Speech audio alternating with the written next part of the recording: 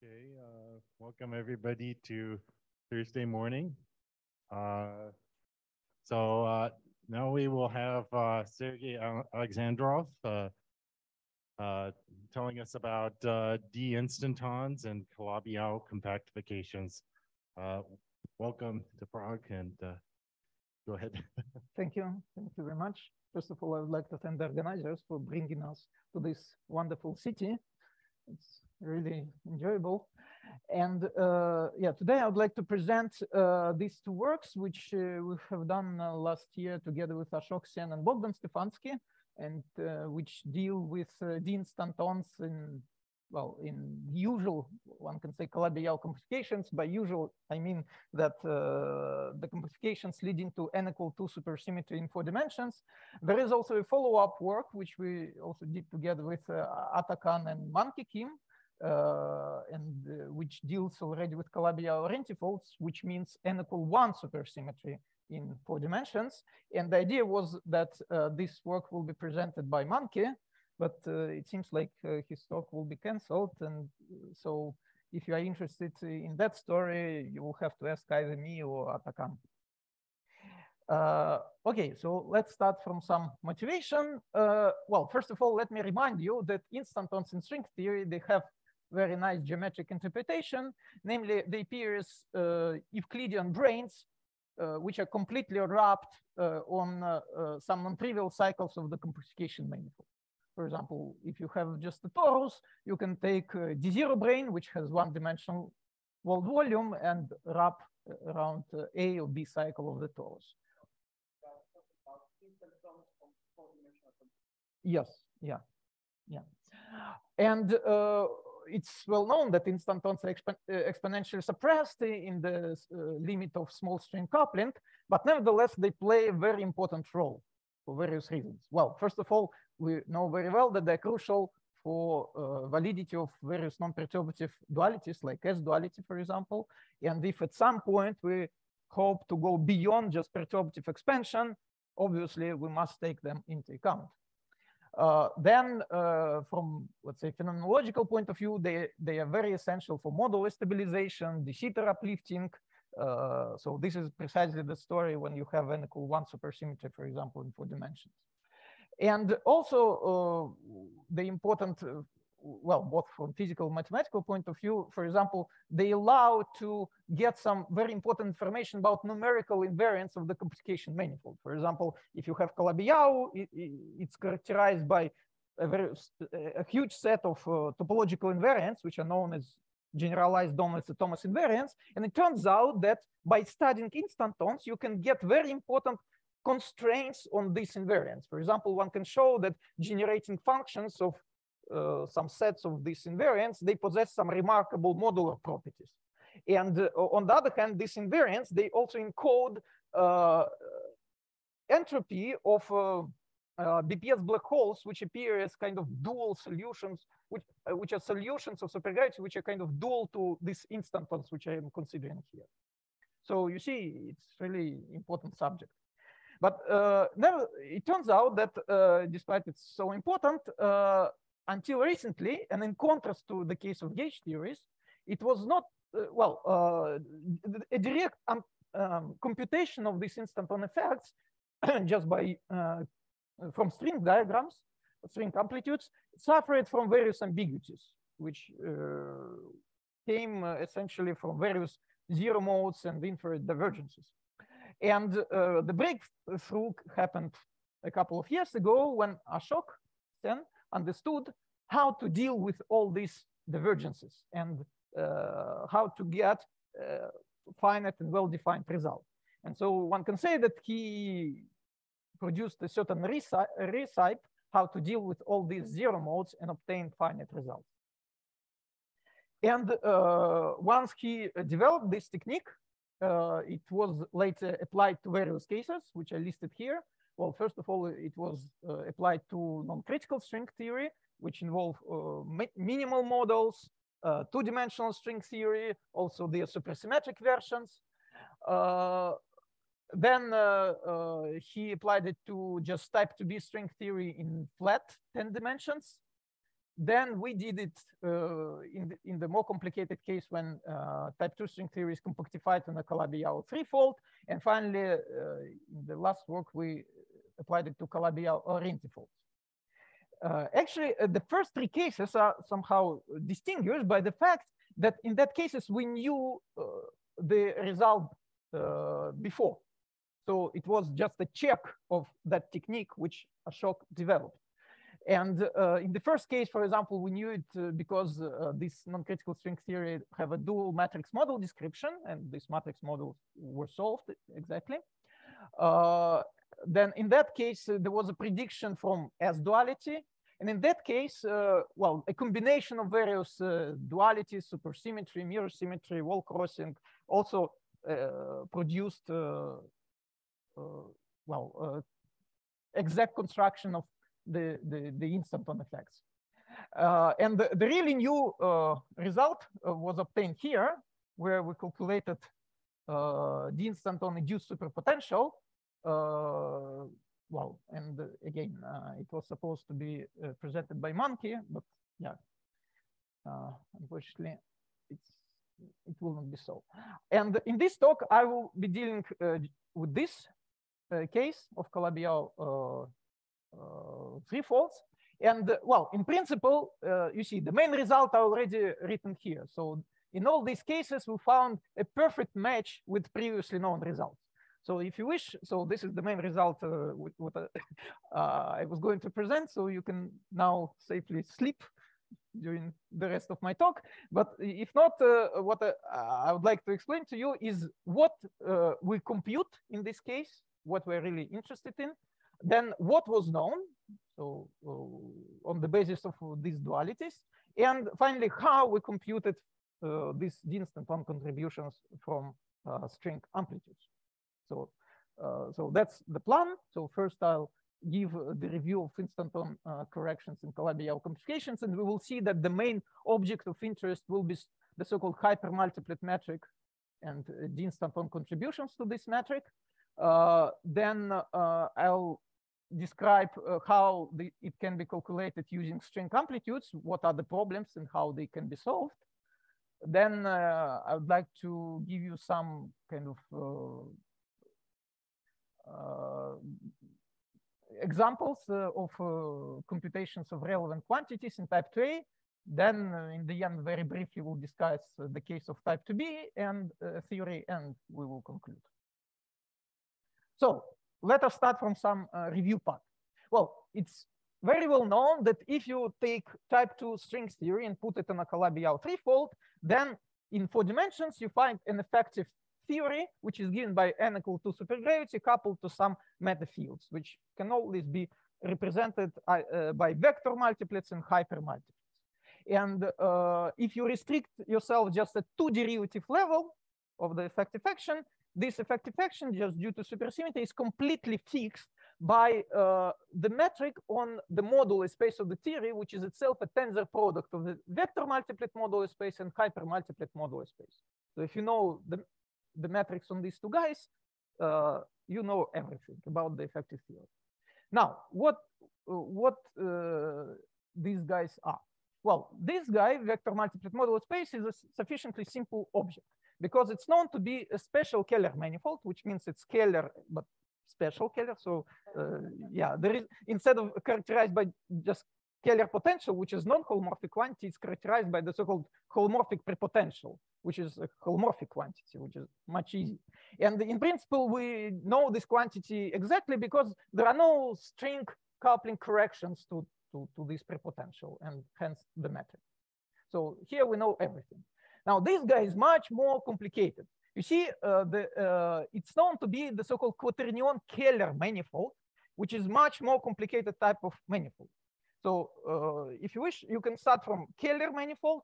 Then the next complication would be hyper-Keller manifold, which means that you have 3 Keller structures which simultaneously talk to each other. But quaternion Keller manifold is even more complicated because it's not actually Keller manifold. So the name is somewhat misleading.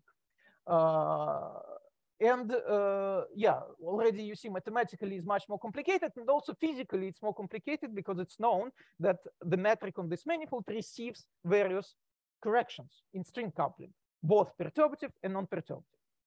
So let me very briefly describe you what is known about these guys. Yeah, and since it receives corrections, in particular instanton corrections, this is the object which we'll be interested in. Yeah, because here we get instanton corrections. So at the classical level, the metric is known explicitly. So this is how it looks like. Well, essentially, I showed it just to introduce notations. So there is a so my modular space is characterized by a set of scalar fields which contribute to the theory. So for example, there is dilaton, NS axion, certain Ramon scalars, and either complex structure modular in type 2A or complexified Keller modular in type 2B. So these are my coordinates on the modular space or fields from the four-dimensional point of view. And the metric you see, it's characterized by just two quantities. This matrix n lambda sigma and the Keller potential on this modular space of Calabi-Yau.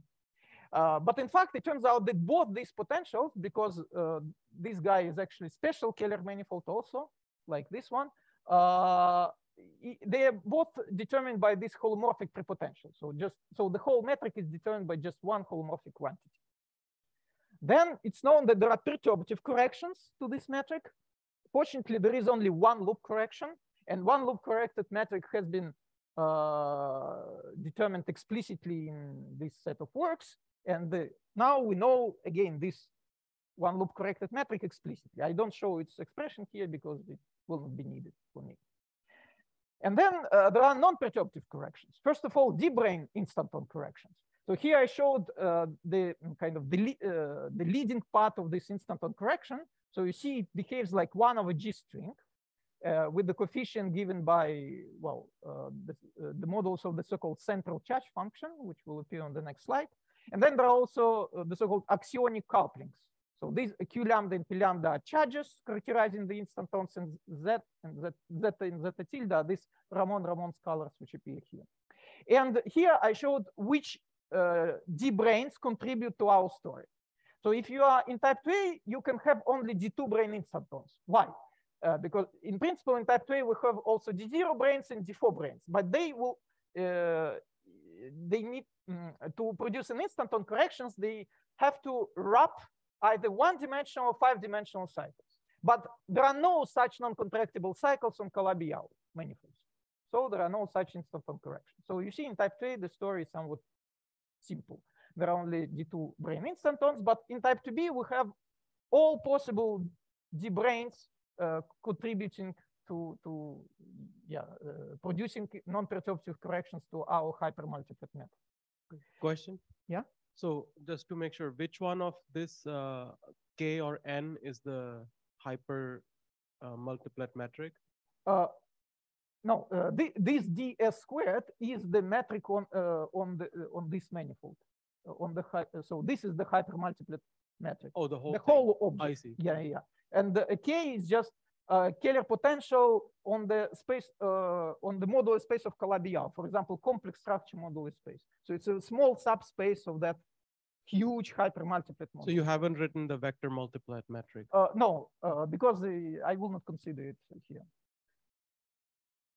So can you have in principle also 1 over GS squared corrections? Yeah, that's my next point. Okay. Yeah, this is not the end of the story, because there are also NS fibrine instanton corrections which precisely behave like 1 over GS squared. You can take your NS fibrine and wrap on the whole Calabi-Yau. This is why you have here the factor of the volume of the Calabi-Yau, and it's the corresponding axionic coupling given by the NS axion.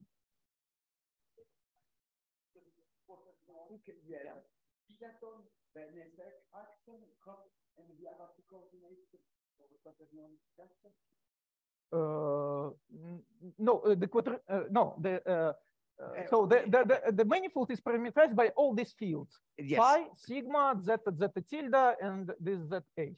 And the manifold has dimension 4n. Yes, but usually you can since the quaternionic, you can locally give us a quaternionic structure. This is what I was saying. So you can couple them together to give us quaternionic. Yeah, quaternionic structure means that there is a triplet of almost complex structures on this manifold. Well, I don't know how to say. These coordinates just, well, local description of this manifold, but I cannot say that, well, of course, they're distinguished from our physical point of view, but mathematically, well, the description of quaternionic structure is very non-trivial. It's complicated. So one cannot say that this structure acts on one coordinate, doesn't act on that. No, it involves all them all together. Let us say this way.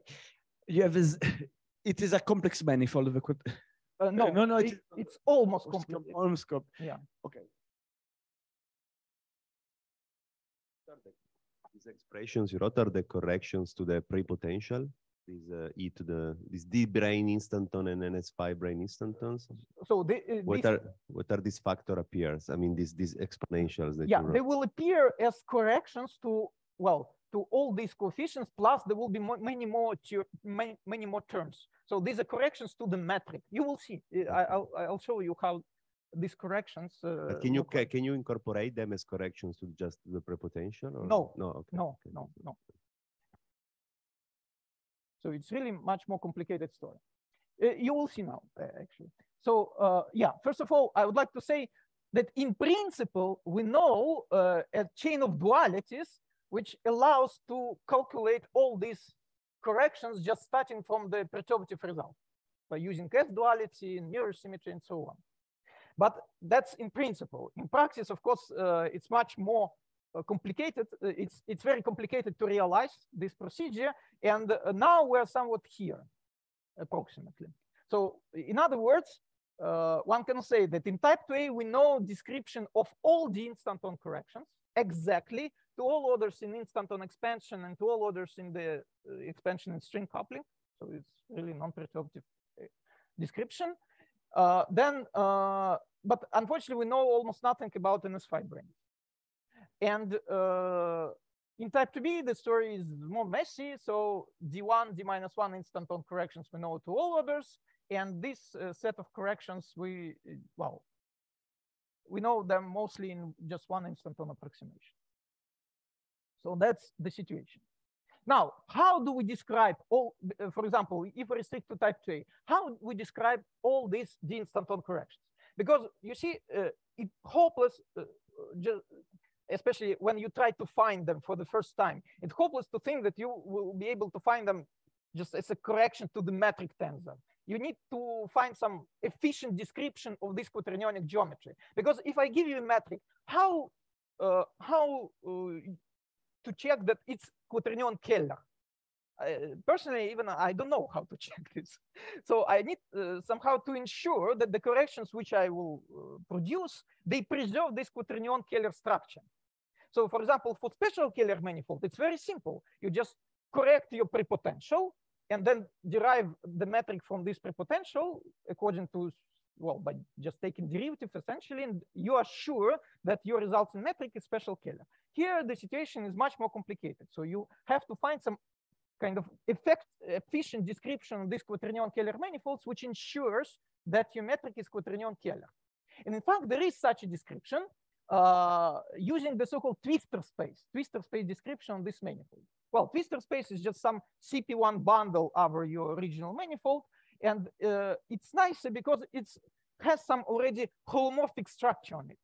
And in particular, there is the so-called holomorphic contact structure, which exists in this manifold. And all corrections can be kind of produced as a deformations of this holomorphic contact structure. Well, this sounds nice, but how to do this in practice? In practice, it turns out that what you have to do, you have to find certain set of holomorphic Darboux coordinates. So which these are functions on the modular space plus some additional coordinate on this CP1 fiber, which I denote by T. And it turns out that these holomorphic Darboux coordinates are determined by this integral equation. So you see, you can think that at the first order, they are given by just these exponential functions. SF means semi-flat. So it's a type of geometry which appears at the classical level. So if you just say that x gamma equal x gamma semi-flat, and this means that my metric will be, these functions determine the classical metric, which I showed you on the previous slide. But then there is this, you see, exponential of certain integral, which also depends on x gamma. So as a result, this is an integral equation, which is, well, which looks very complicated, but that's the life. And the claim that if you solve this equation somehow and compute the metric following certain very non-trivial procedure starting from these functions, then the resulting metric will be quaternion Keller, and it will encode all D-instanton corrections. No, they are local on the modular space. And actually, they also, they are local on this CP1, namely, you see, they have jumps in T. So these are certain contours, and when you cross the contour, the holomorphic Darboux coordinates jump. So they're kind of piecewise analytic functions. And a nice fact that actually exactly the same equation appeared in the study of n equal 2 supersymmetric gauge theories in 4 dimensions, compactified on a circle. In that case, in 3 dimensions, you get some nonlinear sigma model, and the effective action is described by the metric on the target space on this nonlinear sigma model. And there are instanton corrections to this metric due to BPS particles going around this circle in which you compactify the theory.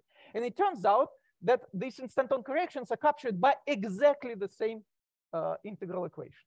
So this is a question. Such a nice dot. So, yep.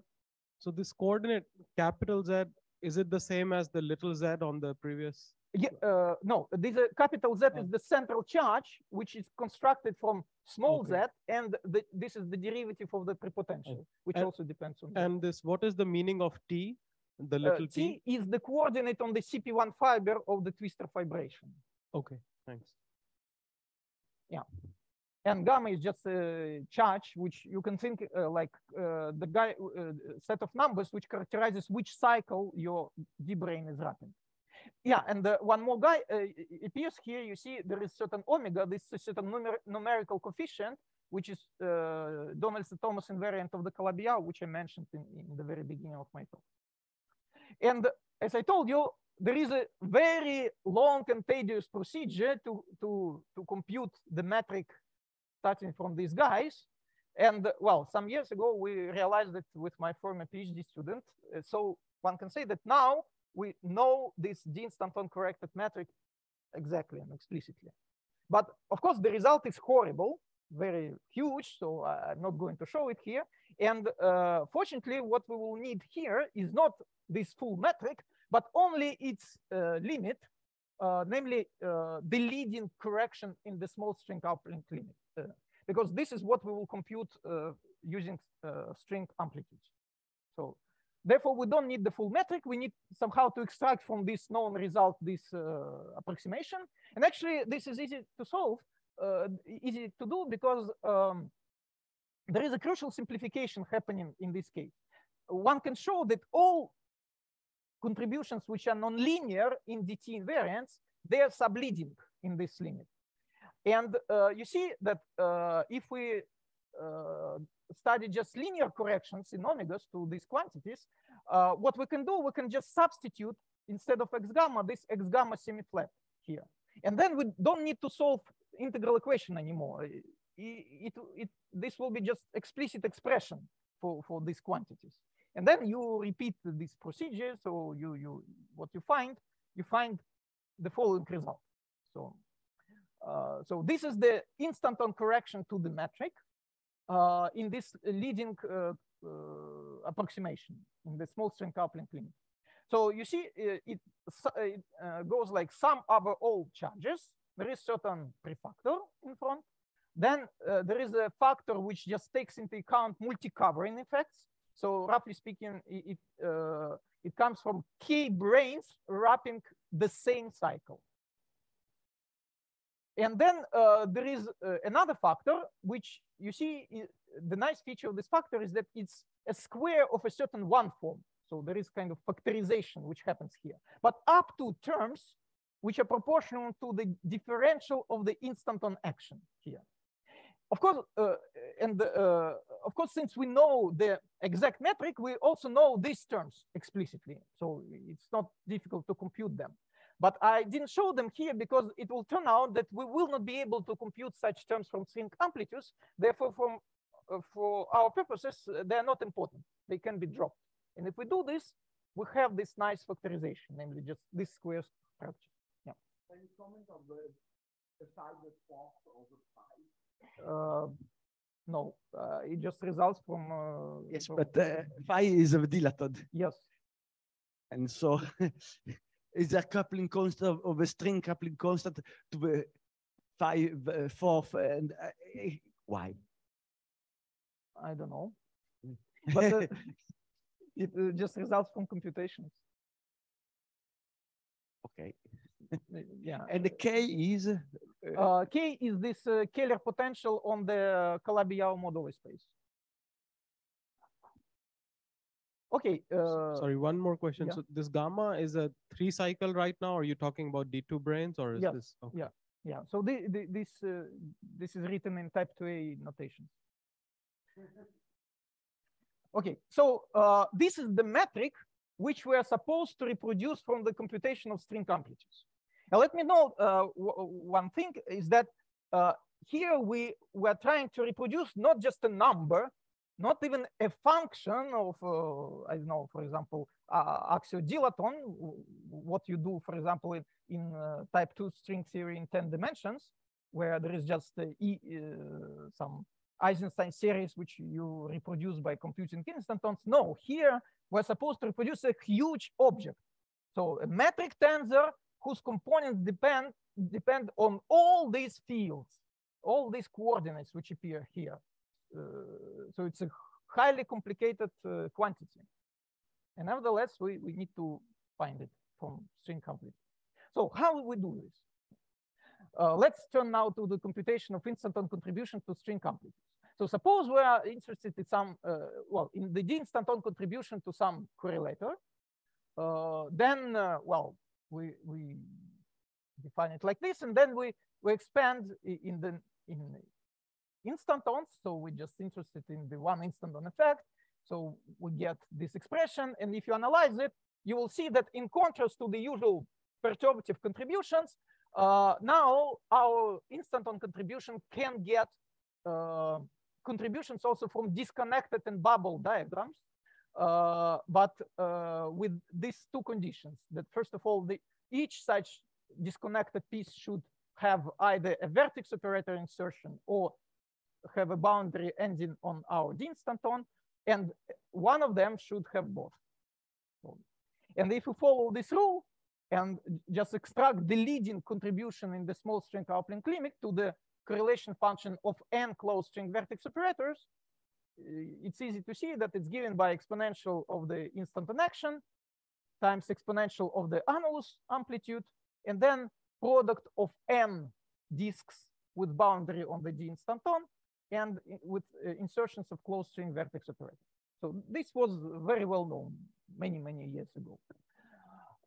And now, well, let's just try to compute all these diagrams, but if you try to do it, immediately you encounter with various problems, because there are divergences, and in particular in the annulus amplitude, and it's not clear what to do. Actually, you should glue together all this stuff integrated on the supermoduli, because Sure, written this way, it is completely disconnected. Yeah, sure. It will appear. Yeah, just for simplicity to have Yes, a kind okay. of general picture. Just here I showed an example, for example, of the annulus amplitude in 10 flat dimensions. So it's well known to be given by this expression. And if you apply the famous identity between theta functions, what you get is that this is 0. So it looks like the annulus amplitude is 0 and it's trivial. But in fact, each term here is divergent. And so you recombine divergent pieces. And in fact, you don't know what the right result is. And it was Ashok who computed it correctly. And Sorry. it was not 0. This is 0, or the exponential of this is 0 on the left hand side? No, this is in the exponential. I think. So e to the 0 seems just finite. It's Yeah, just but still it's trivial. But it turns out to be the correct result is not like this. It's different. It's some number. Okay. So here I want to say that Ashok actually, yeah, he produced a certain recipe how to deal with all these divergences. And here I presented this recipe essentially. So the idea is that all these divergences, they come from various zero modes. And there are various types of zero modes. So first of all, there are zero modes which are related to collective coordinates of the D-instantons, both bosonic and fermionic. And well, in principle, it was already probably known, but he understood how to deal with these divergent pieces exactly. And the idea is that the bosonic zero modes, they produce momentum conserving delta function, which always appear in all amplitudes. And then fermionic zero modes, as Igor said, they should be saturated by insertion of zero mode vertex operators into disk diagrams. And when you integrate out these zero modes, you get well-defined results. So this was essentially known. The really new thing was that he realized that there is also the so-called ghost zero mode, which appears due to breakdown of this famous Ziegel gauge. And to deal with these zero modes, you need to return to the gauge invariant path integral. So you shouldn't impose this gauge in this zero mode sector at least, and do computations at that level. And then you get well-defined results. And then you can also have other zero modes, but they typically integrated using certain nonlinear effective action, which arises for this additional zero mode. Okay, this is the general recipe, but how to realize it to produce something, some finite results? Well, the idea is that you regularize your zero modes. So it's like considering for example, annulus, which is defined by, so in the usual case, the ends of the annulus, they are attached to the same brane. But here the idea is that you introduce two branes, which are splitted by some distance h. So where h is interpreted as eigenvalue of our L0 operator. And this h introduces regularization. So then everything becomes finite. So you do computations in this regularized situation and then remove this regularization by taking h to 0. And if you do everything correctly, then you get finite results. Yeah, and I forgot to mention that, of course, he understood this from string field theory. So string field theory was really crucial for producing this recipe and getting all these finite results. Okay, so if you follow this procedure, then I claim that we find the following expression for the annulus amplitude. So there is just a factor counting how many cycles there are in the cohomology described by gamma. So this is our DT invariant essentially. Then there is a factor which comes from the unfixing the Siegel gauge and removing this ghost zero mode. Then there are integrals over bosonic and fermionic zero modes, which should be left according to our recipe until the end of the calculation. So we first combine all diagrams together and only then integrate over these zero modes, as Igor said. And then we have to divide by the volume of this, since we unfixed the Ziegel gauge, we have to divide by the volume of our U1 gauge group, and this is the factor. And well, then you can calculate various pieces, then relate, for example, these bosonic zero modes to really the space-time coordinates of the D-instanton. The claim is that there is certain factor relating them, and you combine everything together.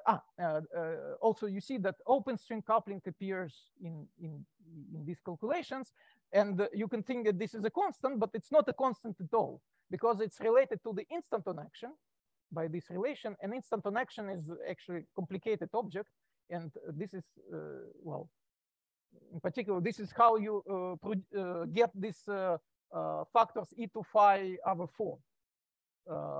So because it comes from this calculation, you see the open string coupling is proportional to this factor. Okay, so then you combine everything together, and this is the result for the annulus which you get. So there is certain concrete numerical factor in front, open string coupling, DT invariant, and this integrals over the remaining zero modes. And the claim is that this will produce delta function, momentum conserving delta function, and these zero modes will be saturated by insertion of zero mode vertex operators in our disk diagrams. So this is what concerns the annulus. But now, but this is the annulus which was computed just for one brane wrapping some cycle in our cohomology class labeled by gamma. But what if we have several branes? So we can consider in principle multi-instanton contributions. Well, in general, you can split them into different groups. So for example, there are K1 branes wrapping one cycle, K2 branes wrapping another cycle. So what then happens in this situation? Well, first of all, you can show that this group of branes produces the contribution which has the same scaling as one brane. This happens because there are additional zero modes which comes from open strings connecting different D-branes, but which wrap the same cycle. And so there is certain kind of enhancement of the symmetry, and this leads to the fact that the total contribution has the same scaling as just contribution of one D-brane. But on the other hand, this shows that if there are n groups of D-branes, this annulus amplitude will scale like G open to the power n. And clearly for n larger than 1, this is a subleading contribution. So for our purposes, it's sufficient to consider just the case where there is just one group of branes wrapping the same cycle. And due to this scaling, it's clear that the contribution is proportional to the contribution of one D-brane. And there is just certain prefactor which kind of which gives the difference between these two cases. So for this factor, you can write an explicit expression, which in particular contains this integration over additional zero modes, which appear here. So all these open strings connecting different D-branes.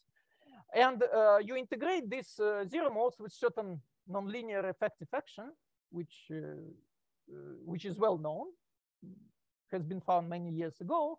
And what is nice is that this integral has been computed also many years ago. So we have nothing to do. So we just take this known result, combine it with the volume of this symmetry group, which is also known, was found in mathematical literature. And you find a remarkably simple result, that this factor is just, well, you see 1/square root of k. So this is very explicit computation which we do. So you see, we found our annulus contribution. But now I remind you that our purpose is to compute D-instanton corrections to the hypermultiplet metric. So how can we do this?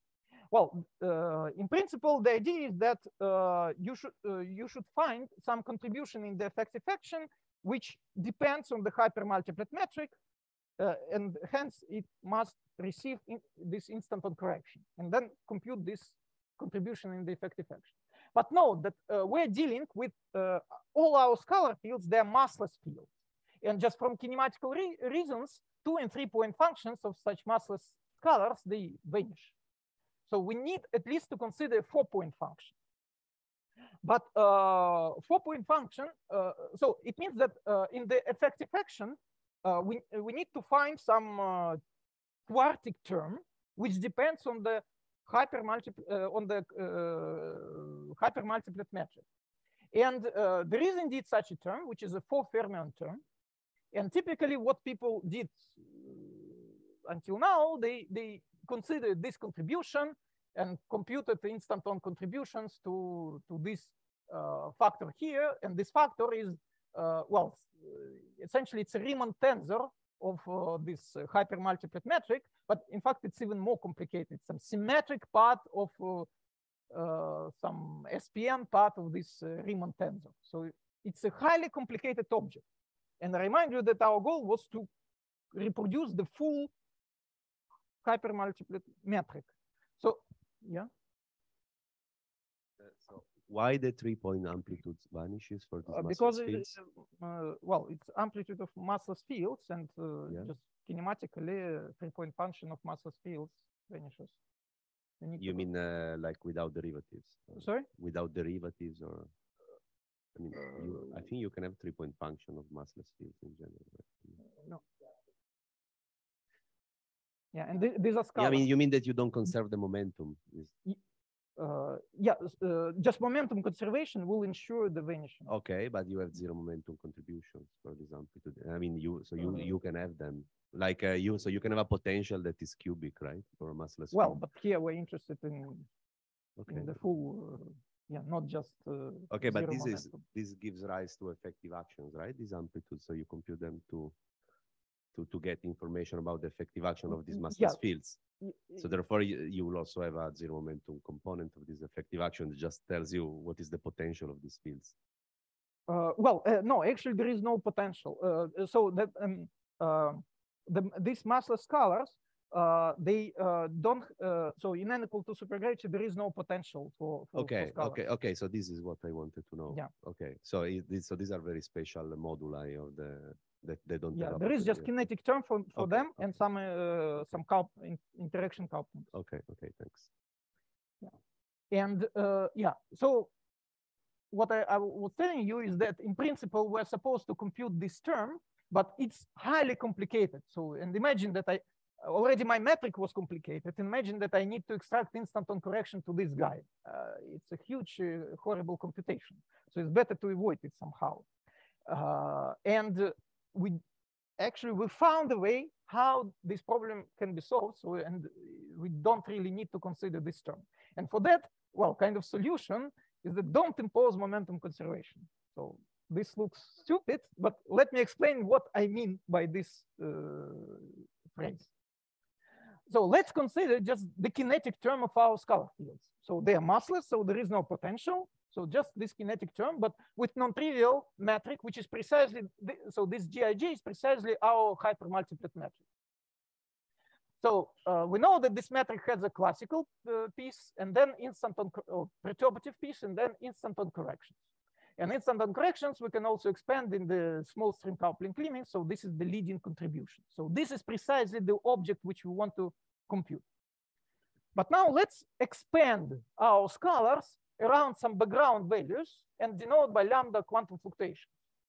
Well, and then when we expand, we do generate 4 lambda term. So we can get some 4-point function just from this term. And what is important is that when you expand, the leading contribution comes from the expansion of the instanton action. Why? Because the instanton action, we know it scales like 1 over GS, yeah? And therefore, well, it's clear that the leading contribution will come from the expansion of the exponential. Therefore, instead of getting derivative of HIJ, you get just 2 factors of derivatives of the instanton action. So the presence of such 4 lambda term in the effective action implies that correlation functions of 4 vertex operators corresponding to these fields lambda will get the following instanton contribution, which we just read off from this effective action. Sorry, question. Yeah. Could you show the dependence of the tension on these phi's again? What was the, why is it coming physically? The So D-brane couples to these phi's? the real part of the action was this modulus of central charge divided by G string. So that's the instanton action. No, but physically it must be coming because the D-brane action sort of couples to these scalars in some way, right? Like. Yeah. Okay. Yeah, G string is E to 5. Yeah, exactly. So what I'm passionate a little about is the normalization of the fields because of the kinetic terms, because you can extract this, but if you have a proper normalization of the operators, which means the proper normalization of the kinetic term. And so how do you take care of the normalization of the proper normalization of the fields. I will talk about this a few slides later. I will mention this issue. So sorry, just to follow, I still didn't think I quite understood. So D string is e to the minus phi, but that phi is the dilaton, right? Yes. But here, this is phi I with these hypermultiplets. These are all fields, But all fields which we have in our hypermultiplets. But the string coupling doesn't depend on phi I, right? It Uh, depends on just the dilaton.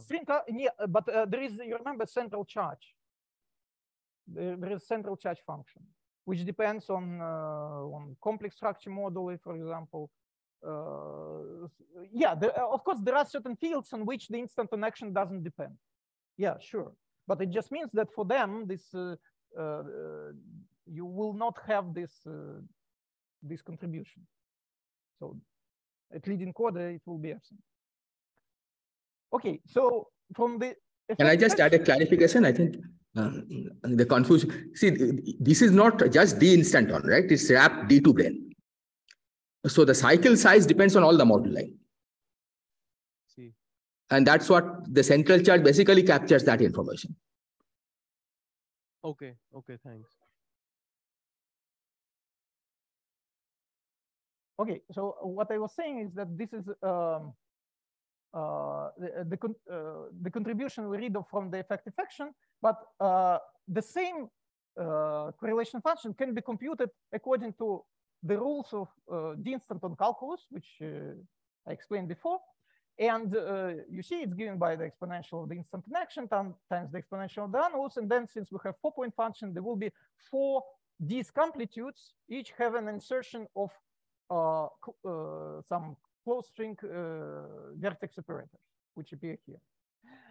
Now, I recall you that our D-instanton, well, it has 4 fermionic zero modes.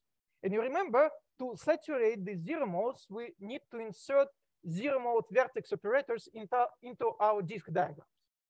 So how do we do it? Well, first of all, it's easy to see that only to get non-vanishing result, each disk must have even number of these insertions. So either we have one disk with 4 fermionic zero mode insertions, or we have 2 disks with 2 insertions, like shown here. And then you can show that at leading coda, the contribution from disk with 4 insertions actually vanishes. And therefore, we remain just with one such configuration to consider.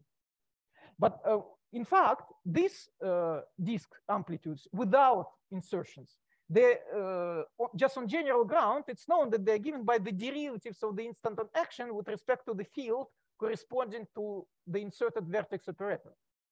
And you see that these 2 disk diagrams precisely reproduce the 2 factors here. So if we compare these 2 expressions, we immediately get the following result.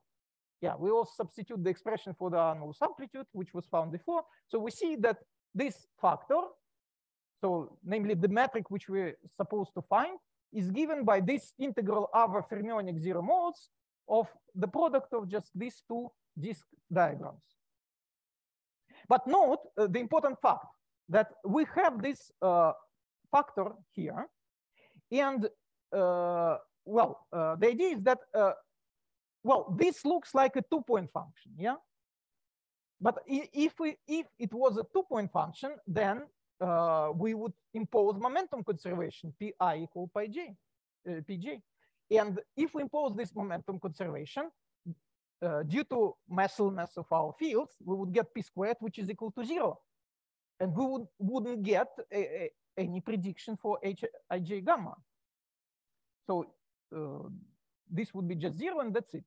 But the whole idea is that we do not need to impose momentum conservation like this, because this is not a 2-point function. This is a part of a 4-point function, what we're computing here. And this is what I meant by don't impose momentum conservation. The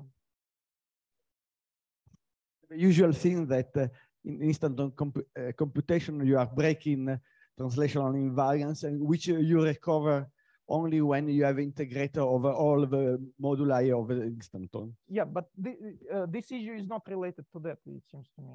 it seems to me this issue is not related to what you said. It's certainly correct, but it's a bit different. Okay, so we see that to compute this metric Hij, we need to compute these guys. Well, again, just on general ground, you can show that they're given by this expression, where this is a function of the model which is still to be computed. And if you substitute this expression into the expression in the previous slide, you get this expression for the instanton contribution to the metric. And you can immediately already see that this is precisely what we had before on the basis of dualities. Moreover, the coincidence becomes even more kind of strong if we know that our computation is insensitive to this kind of field redefinitions. And the point is that at leading order in the instanton coupling, if you evaluate the differential, again, the main contribution will come from the derivative, from the differential acting on the exponential. And so at leading order, we find such type of field redefinitions which we're not able to capture. And what this means is that we cannot capture the terms which are proportional to the differential of the instanton action. And this is why I dropped such terms in the result which I presented in the beginning. And you see that if we do this, we get exactly the same structure which we had before with the same factorization, this square structure. So you see what remains to be found is just these one-point functions on the disk with insertion of two fermionic zero modes. So, and we need to compute these contributions for all fields which appears in our story, namely NS axion, Ramon-Ravon scalars, complex structure moduli, and the dilaton. So here I wanted to show you some examples of the computation of such disk diagrams. And the first example deals with NS axion. So I remind you that NS axion is the scalar which is dual to the B field to form. So it means that the thing which we need to analyze is such, so this diagram can be rewritten as the following thing, where this is the vertex operator of the B field, and then there are vertex operators corresponding to these two fermion zero modes. And well, this is kind of the standard CFT computation, which consists that we start from a half plane, because when the disk can be mapped to a half plane, where there are both holomorphic and anti-holomorphic modes. Then we do the doubling trick, namely represented as a full complex plane with just holomorphic modes. We use OPE, evaluate this contour integral. And we'll also substitute so these are fermionic zero modes, which are 10-dimensional spinors. So represent them as a product of a covariantly constant spinor on the Calabi-Yau and fermionic zero mode in 4 dimensions.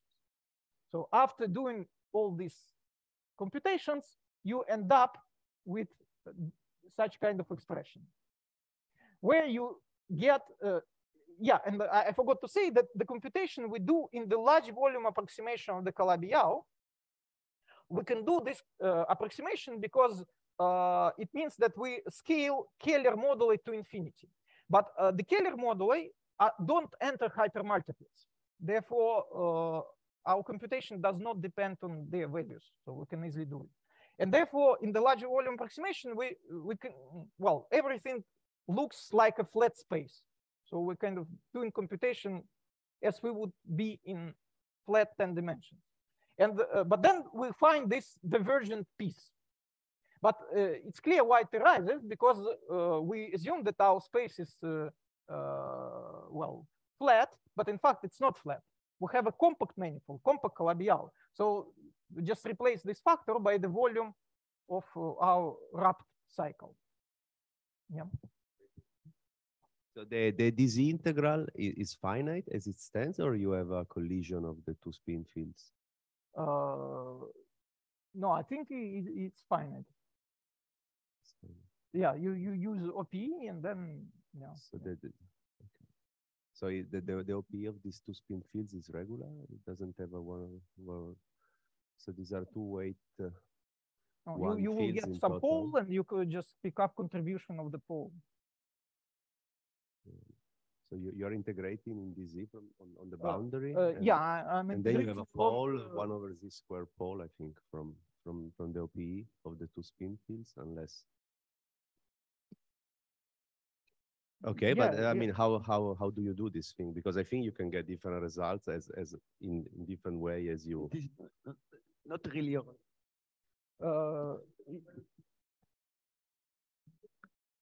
At the end, it vanishes by momentum conservation. This ambiguity that you are talking about, Carlo. Oh, because the algebra is the total momentum, right? So after you combine everything, the total momentum conservation makes this vanish. Okay, thanks. So you can basically choose any prescription that you like, maybe say Z going above 0 or below 0, it doesn't matter.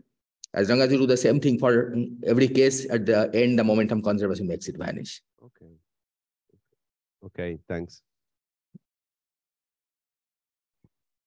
Okay, so we end up with this contribution, but this is not, again, the end of the story, because you see in this contribution, we have this B field, but we need not B field, we need this dual scalar sigma. So in fact, what we should do a dualization procedure from the B field to this NS axion. And let me remind you how this dualization procedure works. We start from some 2 form, which has 3 form field strengths. It also might have some couplings to some background A form or 1 form, or well, this 1 form maybe not background, but depending on other fields, for example, like will be in our case. And then one can show that it produces the same equations of motion as this action, depending instead on just a scalar field, provided you identify the field strengths. It's important that the actions are not equal to each other, but the equations of motion are identical. And now we're interested in the situation where this coefficient F is perturbed a bit. So roughly speaking, we consider it's a kind of classical contribution plus instanton correction. And we're interested how the corresponding actions are related. And in fact, it's easy to see that the corresponding actions are just equal, provided you use the same unperturbed identification between the fields. So what this means in practice for us is just it's enough to substitute in the previous expression the expression for the B field, which follows from this identification. So the role of our 1 form here is played by, in our case, by this combination of the Ramon-Ramon fields. And if we substitute this in the previous quantity, then we get this explicit expression for our coefficients A. So that's the idea. So, and then I wanted also to show you another example when we here instead consider Ramon-Ramon field. Because here there is something new which enters the game. Namely, when we do the doubling trick and map half plane to the whole complex plane, then we need to use the boundary conditions for this spin field. And these boundary conditions, they turn out to involve the volume form on the wrapped cycle. So there is a new guy entering the game. Nevertheless, you can perform all calculations and you end up with the following expression, which you see involves a contraction of this covariantly constant spinor on the Calabi-Yau with the 10-dimensional gamma matrices. Again, if one can use the fact, which is known from geometry of the Calabi-Yau, that such kind of contraction produces just the Keller form of the Calabi-Yau, or which is related to its complex structure. And in the end, you can end up with the nice kind of integral, with just integral of differential forms, where C is the Ramon-Ramon 3 form, and this is the action of the complex structure on this. Can you comment a little more about the identification, the volume of the rapid? it seems that it can go to infinity. You are reflecting with a coefficient which can go to infinity. Why? Because V is the volume of the rapid free brane. If you scale the manifold to infinity, the volume goes also to infinity. Yeah, but in the end, we know that it's not infinite. The volume it can go to infinity, which is a little strange, but usually this is a reflection matrix which has only unit eigenvalues of order 1. Let us say this way. It is no. Well, it's like in the previous case, we have this contribution here. So the volume, of course, if you scale Calabi-Yau, the volume of Calabi-Yau to infinity, everything becomes infinite. But we assume that our yes, but it is the order of magnitude of the volume. In all of the other cases, this reflection matrix has no volume at all. Well, here, yeah, but that's the result. I mean, what's the problem? I think the confusion may be between volume form and volume. Right? This is the normalized volume form, which is basically picking up the tangent space indices. Yes, but it's a volume. The point is that no, it's volume form. See, volume form is not, this is a difference in 3 form, right? You have to integrate this to get the volume. Yes, but well, yeah, here this is a normalized quantity. Yes, but the point is that if you when you do a reflection on unusual disk or whatever, you don't get a volume. You get simply. So I think it is very strange because usually. Oh. Igor, I think this is just dx OH, dy OH, dz. But that's tensor with cxyz equal to 1, right? Well, I have to think about it. The volume form is dx OH, dy OH, dz. Yes, I agree perfectly. But I agree. I understand also that because of the indices, but I think it is very strange. The fact that there is a volume, this is the point which I find strange. Normalized volume. Normalized. Normalized volume, what does it mean? Well, it means that if you integrate other, it is the cycle, it is the volume. It's the volume divided by, let us say, it is as if you take the volume of your free cycle and divide it between quote unquote by the square root of the volume of the Calabi-Yau. No. Because this is a way of normalizing. No, if it is something like this, it's like Ashok said that it's dx dy dz in the sense that if you integrate, so suppose we're approximated by something flat. If you integrate this volume form, you get just the volume of your cycle, which is rubbed by the brane. Okay, I think. Okay, and here actually you see I put tildes on the this Ramon 3 form. Why? Because there is precisely the seizure of normalization, which Igor mentioned, that we don't know a priori how our fields in this amplitude computations are related to the supergravity fields. I mean, the fields appearing in our effective action. But there is a very simple way to relate them by just computing these disk diagrams, because you remember I told you that they're related to the derivatives of the instanton action. And you can just compute and compare with the instanton action and just find the precise normalization, how they're related. So then you just substitute this here. So you change the coefficient and you end up with these 3 integrals which we need to compute. So here, maybe the most technical slide of the talk, namely I wanted to show you the results for these integrals and how you really compute such kind of guys, just to show you the technique which is used. So, the first guy is really trivial to compute because it follows essentially by definition. How do you do it? You introduce a basis of your 3 cycles. It's like A and B cycles on the torus, but we're not on the torus on the Calabi-Yau, but that's the only difference. There is a dual basis of 3 forms. So the dual in this sense that we have these simple relations. And then, you just expand any cycle in the basis. So then Q lambda and P lambda are just the definition of our charges. This is the definition of our Ramon fields. And then you substitute into this integral, these expansions, and you use these relations, and this is what you get. So it's essentially definition. Note that on the Calabi-Yau, there is the so-called holomorphic tree form. This is the object which characterizes the Calabi-Yau. And when you expand in this basis, this gives this complex structure moduli and the derivatives of the prepotential, which enters, for example, the classical metric. Remember, it appeared in the classical metric. So this form will be important in our story. Now, how you compute the second integral? Well, it's clear what you need to do. You just need to evaluate the action of the Hodge operator on the basis of three forms. And fortunately, this was done, well, more than 25 years ago.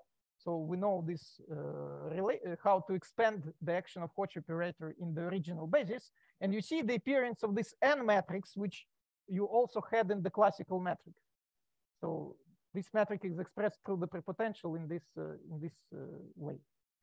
And well, then you just substitute this here, use these relations, and this is what you find. And the most complicated case is the third integral, because here we need to evaluate the action of the complex structure on our three form. But the problem is that this basis is not adapted to the action of the complex structure. But instead, there is another basis which is adapted to this Hodge decomposition of the third cohomology of the Calabi-Yau. And on the components of this Hodge cohomology, the action of the complex structure is trivial. And we know how this basis, a new basis, which is adapted to this decomposition, is expressed through this holomorphic tree form of the Calabi-Yau. So then we expand our free form in this new basis with some new coefficients, evaluate the action. You see it's given by just plus minus I of the 3. And then we need to relate these coefficients to the original ones, this Z and Z tilde. But again, this can be done because all relations are known. So we just compute, and this is what we get. And if we combine everything together, we find this simple result. And then we do similar computation for other disk diagrams.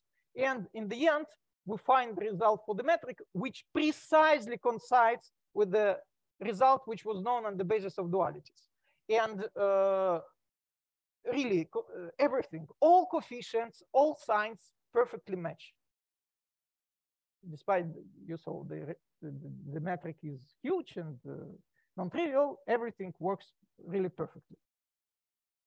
So this is what happens in type 2A, and just let me briefly mention what happens in type 2B. So here, well, maybe you know that if you consider type 2A on a Calabi-Yau, then it's equivalent to type 2B theory on a mirror Calabi-Yau. So Calabi-Yau, almost all these come into pairs, which are mirror to each other. And what this implies is that the hypermultiplet modular space in one theory is exactly the same as in the other theory. Then you can ask what to calculate. Well, the metric is the same. Well, there is nothing to calculate. But first of all, we want to check, we want to do the computation of string amplitudes without assuming mirror symmetry. So just in the type 2B framework. And the computation turns out to be, well, quite different. And secondly, we want to express it in terms of type 2B fields, which naturally appear on the type 2B side. But type 2B fields are in general related by very non-trivial coordinate transformation to type 2A fields. And moreover, this coordinate transformation itself can get instanton corrections. So we need to know the quantum corrected and instanton corrected mirror map, which is this coordinate change. So it's not even clear that we can calculate, we don't know even all such corrections to the mirror map. But what saves us is that one can show that all these corrections, they produce effects which are to the mirror map, they produce effects which are again proportional to the differential of the instanton action, and such terms, you remember, we drop. This means that we can ignore all instanton corrections to the mirror map and consider just the classical mirror map, which is very well known. And then we substitute this mirror map into the expression for the instanton correction to the metric, which I showed you before. We compute the expression which we are supposed to get on the type 2B side. And we do the same computation of the string amplitudes, but now in type 2B theory. Some details are different. Maybe you saw that there are more branes to analyze. There are also bound states of different branes which come together. Also, we need to consider, instead of complex structure model, a Keller geometry. So the computation is different. But in the end, you get again the same metric and the same, which matches the predicted expression perfectly. So this is what I wanted to tell you. So let me just conclude that, well, the main conclusion is that string field theory is able to fix all ambiguities in the computation of instanton contributions. And the result perfectly matches the prediction obtained on the basis of various dualities. And on the way, we found that how this hypermultiplet metric can be computed without computing this horrible curvature, which appears in 4 Fermat terms, but we can found the direct access to this metric just from the computation of correlation functions of scalars. And there are, of course, many open problems. Here I listed just a few ones. First of all, we already generalized partially this computation to the case of n=1 story, where we introduced some identifolds, and in that case we computed instanton-induced superpotential, but that was done only for very particular brane configuration. And there are many more interesting setups which are phenomenologically relevant and need to be considered. So it's a huge area which still needs to be explored. Then what I told you just concerns the leading contribution in the string coupling expansion, and many steps relied on this approximation. So it's open question how to go beyond this leading approximation. And you saw, we still don't know, even we were not able on the basis of dualities to get NS5 brane instantons. And of course, it would be really remarkable if some of these techniques which I presented here could be generalized to compute NS5 brane instanton contribution directly. But this is just a dream. So let me, thank you very much for your attention.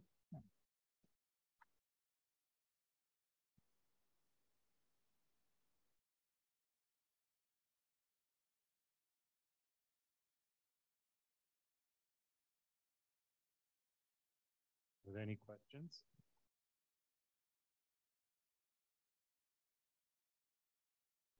Yeah, I was able to follow at the technical level more or less what we're doing, but I didn't quite understand these fermionic zero-mode vertex operators.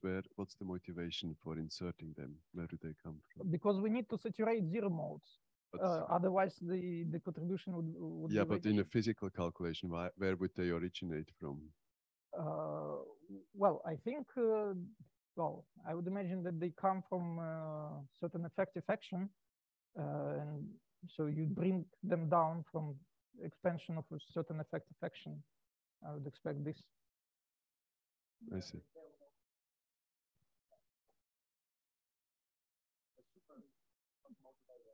Yeah, yeah, the but question why do you saturate them? You know, so if you I understand, but say, for instance, in QCD or so, you know, if you compute chiral condensate, the instanton will contribute because it has exactly the right number of zero modes to saturate the zero modes. But if you compute another correlation function, instanton doesn't contribute because the zero modes are not saturated. So there was the question: what is the physical quantity where the zero modes arise naturally? You know, what would you be computing where the zero mode vertex operators that saturate the zero modes? So what is the physical quantity that gives rise to them? Like the chiral condensate operator in QCD, for instance. You know what I mean? Like if I compute the psi bar psi in QCD, then the zero modes will, this operator will saturate the zero mode integrals. But that's because I computed psi bar psi. If I computed the identity operator, it would just give 0 because the zero modes would not be saturated. So here I'm asking, you know, what's the physical quantity that one computes where this operator? Yeah, so that was the question. These are these are actually BPS contributions. So these are BPS instantons. So the effective action, when you compute it from 10 dimensions, so I think due to BPS conditions, it arises with certain already insertions of these zero mode vertex operators, and there should be a precise match between, as you said, to decide which quantities contribute and which instanton contribute and which not, precisely depends on this match. And actually, for example, here I consider just two derivative contributions. Yeah, you can consider high curvature contributions. Yeah, and then the situation is different because they have a different zero mode content, and already, yeah, for them the story is different. Mm-hmm. So it really depends which contribution the effective action you consider. All right. And to have this match. I see. Okay. Thank you.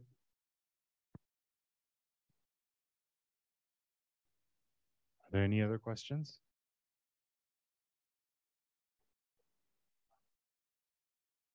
What we about these guys? Yeah.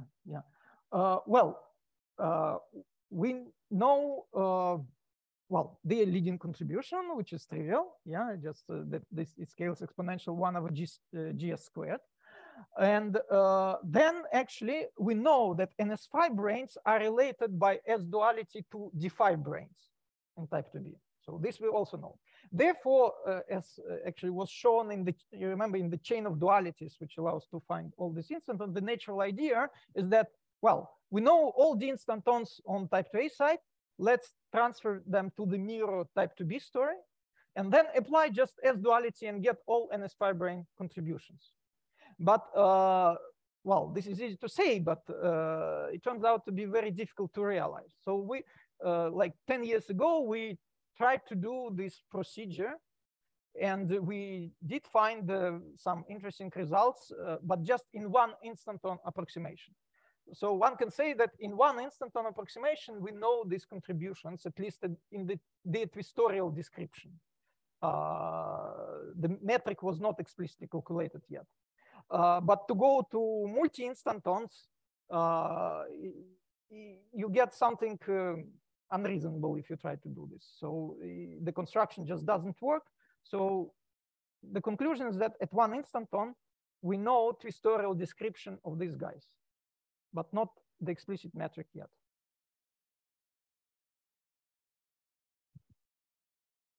So you know it only indirectly, so you don't have first principle like derivation or you mean like from string diagrams, like yes? No, unfortunately not. And actually, it's my question.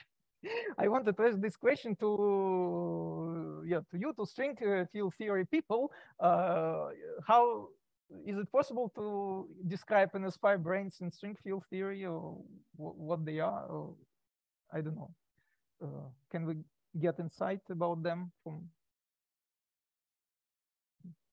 Thank you. Well, we certainly don't have solutions for the NS5 brane, but we could, I guess, formulate the closed string field theory on that background.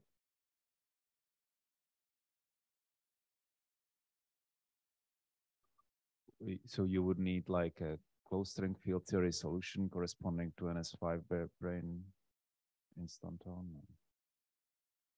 Yeah, probably. I mean, for the D brane instantons, so you need string field theory to tame some divergences. Yes. But anyway, you do the calculation by Rothschild methods, right? Yeah. So in NS5 brain, so you know this worldsheet method part, and you only need to tame some divergences, or you need like completely new approach. Yeah, probably we need completely new approach. Yeah, I don't know how to do this calculation with NS5 brains. I don't think there is a worksheet description of the NS5, right? Unless you are in very specific backgrounds. So this is, I mean, it's not like a D brain where you have open strings, which are like the infinitesimal fluctuations of the D brain. The NS5, what are the, yeah.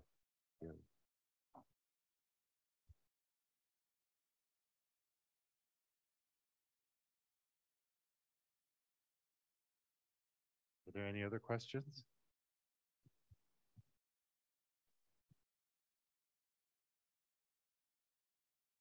Okay, if not, let's thank our speaker again.